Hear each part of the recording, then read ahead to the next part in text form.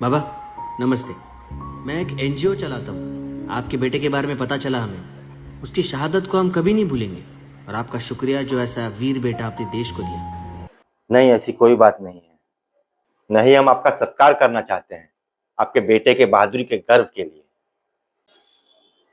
आपका शुक्रिया, लेकिन माफ कीजिएगा, इस वक्त हम कहीं जाने की हालत में नहीं है।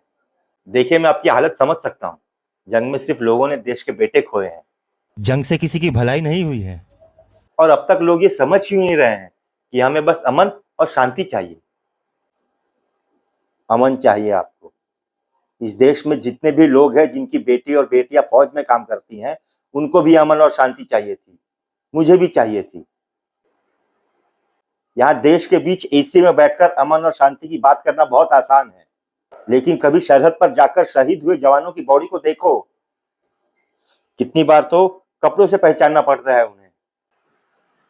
आप नौकरी करते हैं, सैलरी, प्रमोशन और शोहरत के लिए, बराबर। लेकिन क्या आपको इससे पहले पता था कि मेरा बेटा फौज में है? एक फौजी को शोहरत तभी मिलती है जब वो इस दुनिया से शहीद होकर चला जाता है। और मेरा बेटा नहीं गया था गन उठाकर किसी देश पर हमला करने के लिए।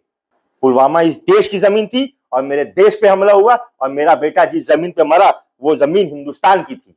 और कोई आदमी मेरे देश में घुस के मेरे बेटे को मार के चला जाता है और मैं यहाँ बैठकर अमन और शांति की बात करूं?